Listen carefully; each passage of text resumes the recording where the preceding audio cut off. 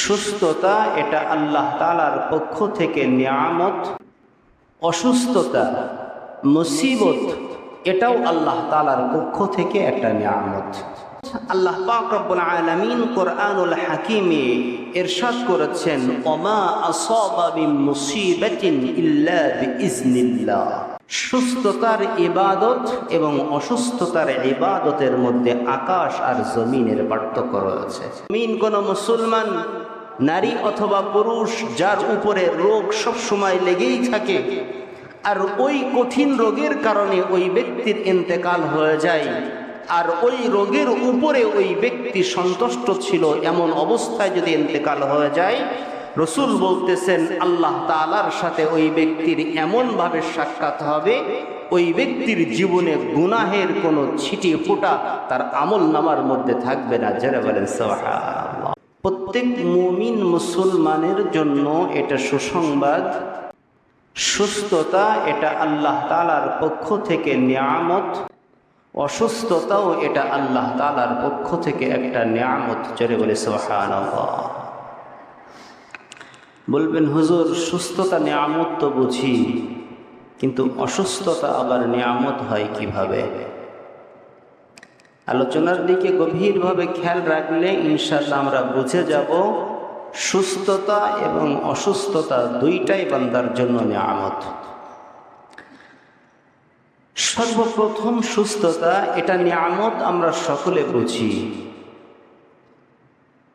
সুস্থতার গুরুত্ব কত বেশি এটা যে অসুস্থ হয়েছে তার কাছে জিজ্ঞাসা করলে সুস্থতা নিয়ামতের গুরুত্ব বোঝা যায়।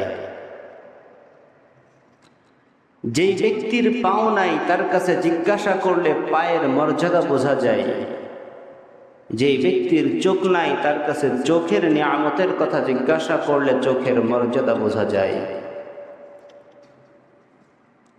তদুপরি আল্লাহ পাক রব্বুল আলামিন আমাদের পূর্ণ সিহাত, পূর্ণ সুস্থতা আল্লাহ তাআলার পক্ষ থেকে আমাদেরকে দান করেছেন। এই মহা নিয়ামত বুঝলেও এই নিয়ামতের কদর আমরা কেউ করি না।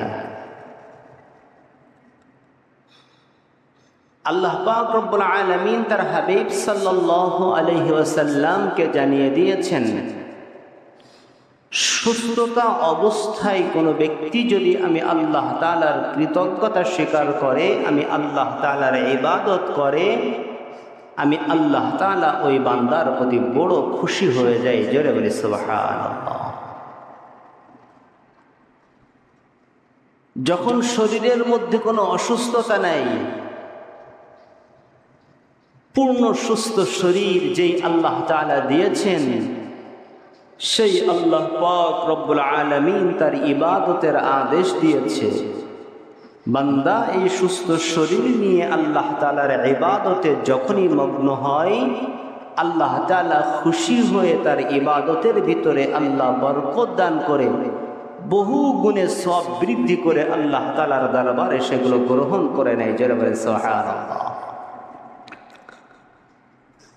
সুতরাং সুস্থতা এটা অনেক বড় নিয়ামত। যে অসুস্থ অবস্থায় বেডে শুয়ে আছে, ইচ্ছা করলেও বেড থেকে উঠে মসজিদে জামাতের সাথে নামাজ আদায় করতে পারে না। অন্তরের মধ্যে যদি ঈমান থেকে থাকে, ওই ব্যক্তির কাছে জিজ্ঞাসা করলে ওই ব্যক্তির মুখ থেকে এই উত্তর আসে, অসুস্থতার জন্য কষ্ট পাচ্ছি এটার বড় কথা না, তবে আল্লাহর ডাকে সাড়া দিয়ে মসজিদে যেতে পারছি না, এটার ব্যথা বেশি। রাসূলুল্লাহ সাল্লাল্লাহু আলাইহি ওয়াসাল্লাম এজন্য সমস্ত মুমিন মুসলমান মুত্তাকিদেরকে বলেছেন, তোমরা যখন সুস্থতা থাকো, সুস্থতার নিয়ামত যখন আল্লাহ তাআলা তোমাদেরকে ঘিরে রাখে, এই সুস্থতার নিয়ামতের শুকরিয়া আদায় করে আল্লাহর ইবাদত বন্দিগিতে তোমরা বেশি মনোনিযোগ হও।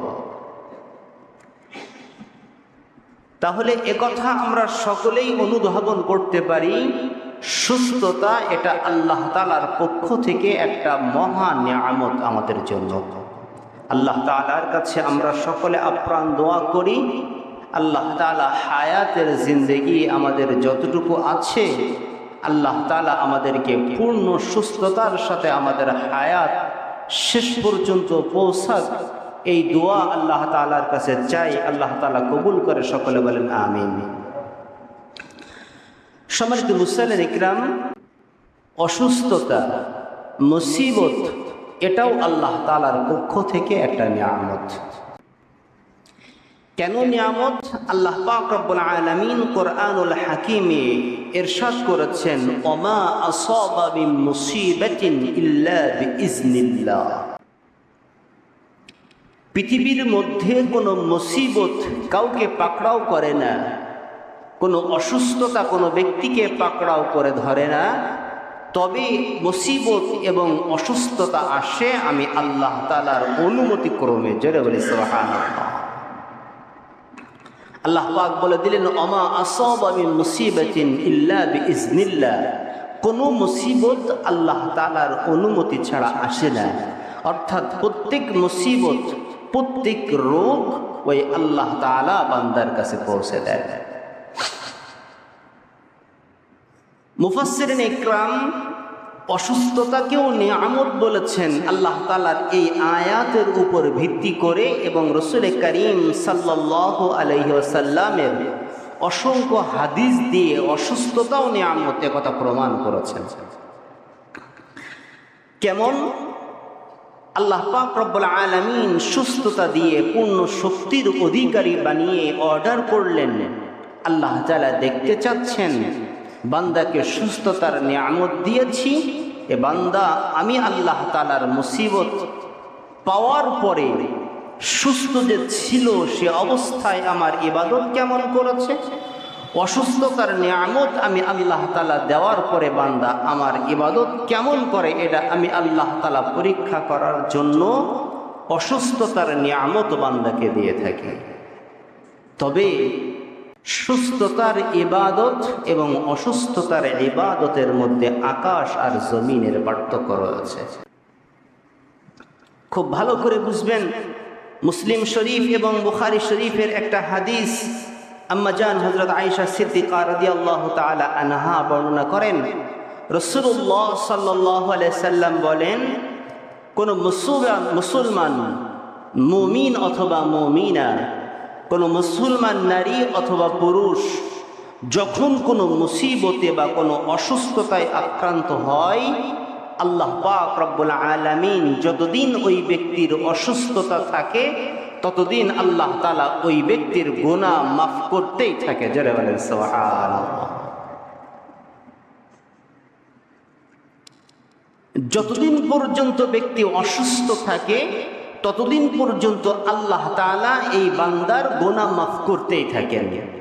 দ্বিতীয় হাদিস, রাসূল করিম সাল্লাল্লাহু আলাইহি ওয়াসাল্লাম ইরশাদ করছেন, কোন মুমিন অথবা মুমিনার কোন মুসিবত বা অসুস্থতা যখন আসে, বারবার অসুস্থতা আসতেই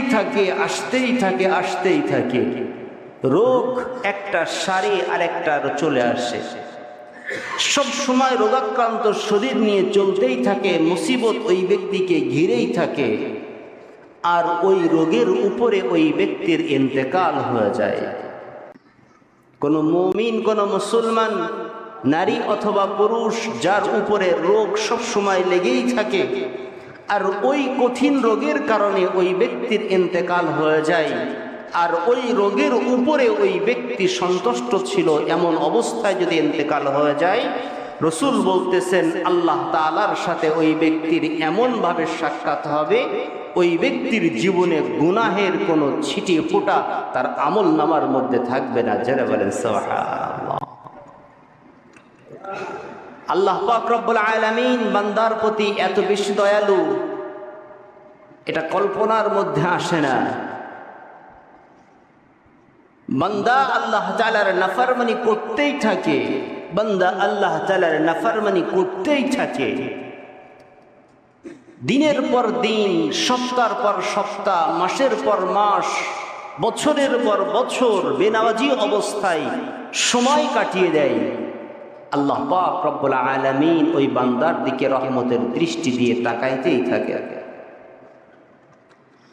যখনই বান্দা ফিরে এসে আল্লাহ তাআলার কদমে সেজদা দেয়, আল্লাহ তাআলা ফেরেশতাদেরকে ডাক দিয়ে বলে, দেখো এই বান্দার প্রতি আমি আল্লাহ তাআলার রহমতের দৃষ্টি ছিল, বান্দার সব কিছু ভুলে আমি আল্লাহ তাআলার কাছে এসেছে, আমি আল্লাহ তাআলা তার জীবনের গুনাহ মাফ করে দিয়ে আমার খাঁটি বান্দার অন্তর্ভুক্ত তাকে করে দিয়েছে। যারা বলেন সুবহানাল্লাহ।